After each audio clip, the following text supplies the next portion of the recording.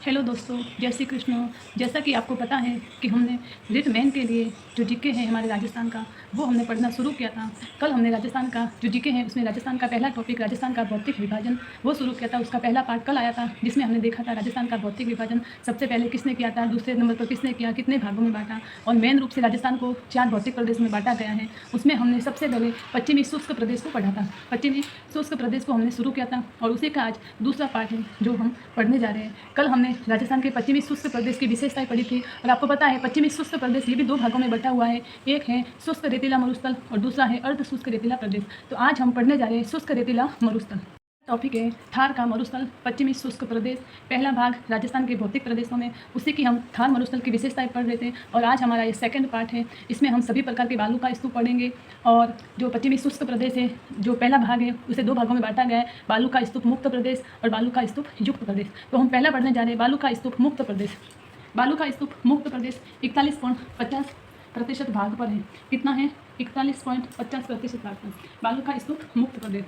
इसकी विशेषताएं चट्टानी मरुस्थल या हम्माद, हम्माद को पथरीला या चट्टानी मरुस्थल भी कहते हैं। यह बालू का स्तूप पोखरण, फलोदी और बालोतरा के मध्य त्रिभुजाकार पथरीला भाग है। तो चट्टानी मरुस्थल या हम्माद है वो कहाँ पर फैला हुआ है? पोखरण, फलोदी और बालोतरा के मध्य त्रिभुजाकार पथरीला भाग है। फिर है says. Says solar energy enterprises zone, सौर ऊर्जा की सर्वाधिक संभावनाएं होती है। सेज हमारे राजस्थान में जैसलमेर, जोधपुर और बाड़मेर में।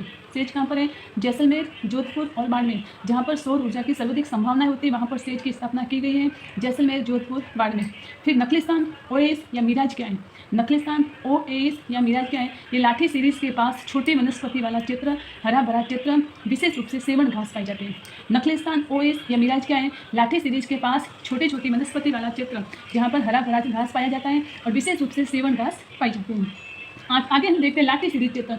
ये भी बालू का स्तूप मुक्त प्रदेश में स्थित है। लाठी सीरीज क्षेत्र पोखरण जैसलमेर से, लाठी सीरीज क्षेत्र है क्या?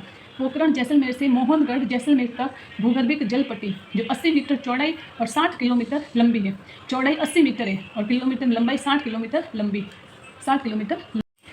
जो लाठी सीरीज क्षेत्र है यहाँ पर अवसादी चट्टानें या टर्सरी काल की चट्टानें पाई जाती हैं। कैसी चट्टानें पाई जाती है? अवसादी चट्टानें या टर्सरी काल की चट्टानें। इस भूगर्भिक जल पट्टी पर सेवन घास पाई जाती है। सेवन घास लाठी सीरीज क्षेत्र में पाई जाती है जो गोडावन की शरण स्थली कहलाती है। जहाँ पर सेवन घास पाई जाती है वहाँ पर गोडावन पक्षी पाए जाते हैं। इसी क्षेत्र में मीठे पानी का चांदन नलकूप भी पाया जाता है जिसे थार का घड़ा कहते हैं। चांदन नलकूप लाठी सीरीज क्षेत्र के पास पाया जाता है जिसे थार का घड़ा भी कहते हैं। लाठी सीरीज क्षेत्र मरुस्थल में पारिस्थितिकी संतुलन का अच्छा उदाहरण है। ये प्रश्न आए कि मरुस्थल में पारिस्थितिकी संतुलन का अच्छा उदाहरण क्या है? तो लाठी सीरीज क्षेत्र। यहाँ पर मुख्य रूप से रॉक फॉस्फेट खनिज पाया जाता है। कौन सा खनिज? रॉक फॉस्फेट खनिज। थार रेगिस्तान का जल महल कहते हैं बाटाडू का कुआं। थार रेगिस्तान का जल महल बाटाडू का कुआं जिसका निर्माण गुलाब सिंह ने करवाया। बाटाडू का कुआं जिसका निर्माण गुलाब सिंह ने करवाया। ये हमारा हो गया बालू का स्तूप मुक्त प्रदेश जो 41.50% भाग पर है। और इसकी विशेषताएं चट्टानी मरुस्थल या हम्माद, सेज, लाठी सीरीज क्षेत्र, चांदन नलकूप, बाटाडू का कुआं, ये सभी बालू का स्तूप मुक्त प्रदेश में पाए जाते हैं। और बालू का स्तूप मुक्त प्रदेश कहाँ पर फैला हुआ है? पोखरण, फलोदी और बालोतरा में। कितना है? 41.50%। अब हमारा दूसरा भाग है बालू का स्तूप युक्त। अब हमारा दूसरा भाग है बालू का स्तूप युक्त प्रदेश जो 58.50% है। बालू का स्तूप युक्त प्रदेश 58.50% है। बालू का स्तूप रेत के टीले। बालू का स्तूप किसे कहते हैं? रेत के टीले को। दोहरे लहरदार बालू का स्तूप दोहरे कहलाते हैं। धरियन गतिशील बालू का स्तूप धरियन कहलाते हैं। अब हम देखते हैं विभिन्न प्रकार के बालू का स्तूप जो बालू का स्तूप युक्त प्रदेश में पाए जाते हैं। विभिन्न प्रकार के बालू का स्तूप। पहला है अनुदैर्ध्य रेखीय बालू का स्तूप। पहला कौन सा है? अनुदैर्ध्य या रेखीय बालू का स्तूप। हवा की दिशा के समानांतर, अनुदैर्ध्य या रेखीय हवा की दिशा के समानांतर बनने वाले बालू का स्तूप। ऊंचाई 10 से 60 मीटर तक। सर्वाधिक विस्तार जैसलमेर, बीकानेर, अनूपगढ़ और सूरतगढ़। जो अनुदैर्ध्य है या रेखीय बालू का स्तूप है जो हवा की दिशा के समानांतर चलते हैं, जिनकी ऊंचाई 10 से 60 मीटर तक है, ये सर्वाधिक विस्तार। ये प्रश्न बनते हैं कि अनुदैर्ध्य या रेखीय बालू का स्तूप सर्वाधिक कहाँ पर पाए जाते हैं? तो जैसलमेर, बीकानेर, अनूपगढ़ और सूरतगढ़। जेबी अनु की सूरत, ये ट्रिक भी देख सकते हैं, जेबी अनु की सूरत। अब हमारा दूसरा भाग है बालू का स्तूप युक्त प्रदेश जो 58.50% है। बालू का स्तूप युक्त प्रदेश 58.50% है। बालू का स्तूप रेत के टीले। बालू का स्तूप किसे कहते हैं? रेत के टीले को। दोहरे लहरदार बालू का स्तूप दोहरे कहलाते हैं। धरियन गतिशील बालू का स्तूप धरियन कहलाते हैं। अब हम देखते हैं विभिन्न प्रकार के बालू का स्तूप जो बालू का स्तूप युक्त प्रदेश में पाए जाते हैं। विभिन्न प्रकार के बालू का स्तूप। पहला है अनुदैर्ध्य रेखीय बालू का स्तूप। पहला कौन सा है? अनुदैर्ध्य या रेखीय बालू का स्तूप। हवा की दिशा के समानांतर, अनुदैर्ध्य या रेखीय हवा की दिशा के समानांतर बनने वाले बालू का स्तूप, ऊंचाई 10 से 60 मीटर तक। सर्वाधिक विस्तार जैसलमेर, बीकानेर, अनूपगढ़ और सूरतगढ़।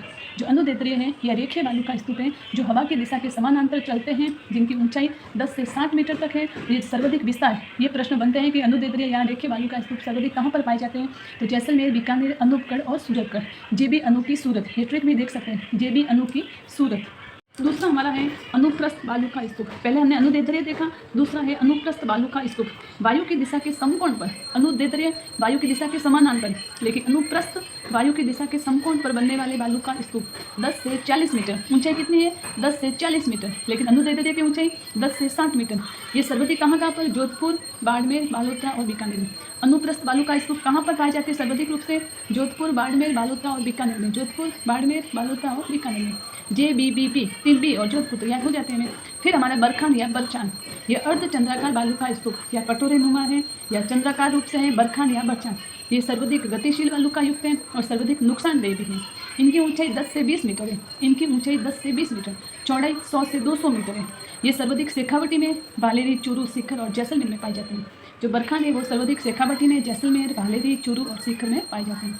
चौथे हमारा पैराबोलिक बालू का स्तूप। बोलिक એટલે बाल, तो महिलाओं के बालों की पिन के आकार के बालू का स्तूप। पैराबोलिक बालू का स्तूप, बोलिक એટલે बाल, तो महिलाओं के बालों की पिन के आकार का बालू का स्तूप। ये बहुमुखी होते हैं और ये सर्वाधिक बीकानेर में पाए जाते हैं। पैराबोलिक बालू का स्तूप सर्वाधिक कहाँ पाए जाते हैं? बीकानेर में। फिर पांचवा हमारा सिर्फ विपरीत दिशा की शक्तिशाली पवन के कारण बालू का स्तूप की श्रृंखला का बीच बीच में कट जाना। सिर्फ એટલે बीच बीच में कट जाना, सिर्फ। फिर ये सब्र काफिस स्तूप, इसे नेवका या लूनेट भी कहते हैं। लूनेट, नेवका या लूनेट किसे कहते हैं? सब्र काफिस को। ये छोटी छोटी झाड़ियों और मंद पवन गति से निर्मित बालू का स्तूप है। ये असंगठित और जल्दी बिखर भी जाते हैं और अस्थिर होते हैं, स्थिर नहीं होते, जल्दी बिखर जाते हैं। सब्र काफिस बालू का स्तूप जिसे नेवका या लूनेट कहते हैं, ये छोटी झाड़ियों और मंद पवन गति से निर्मित बालू का स्तूप है। ये असंगठित और अस्थिर होते हैं।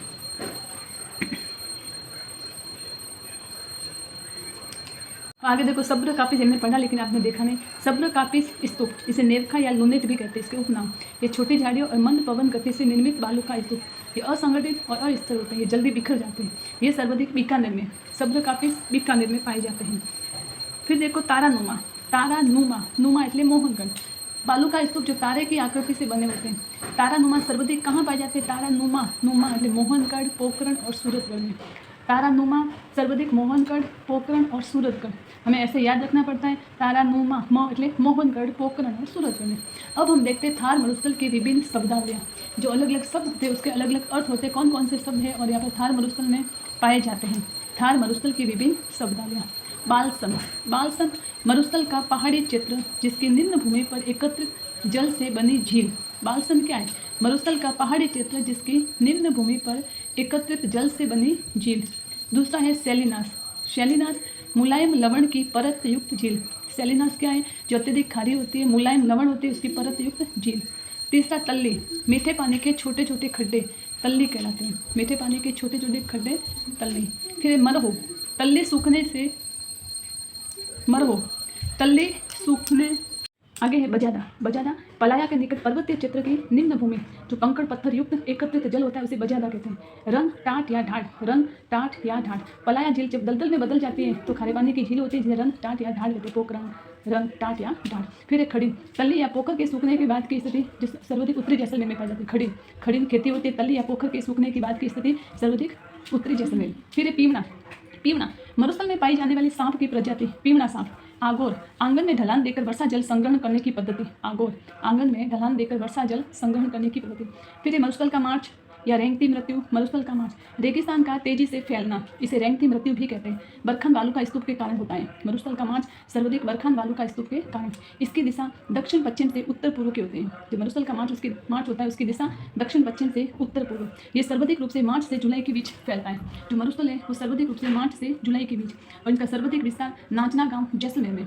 जो मरुस्थल का मार्च है या रेगिस्तान की मृत्यु है उसका सर्वाधिक विस्तार नाचना गांव जैसलमेर में। बाप बोल्डर जो फ्लोदी में परमोकार्बोनिफेरस युग की चट्टानें जो हिमानीकृत हैं। बाप बोल्डर्स युग भी कहते हैं जो फ्लोदी में फैली हुई है।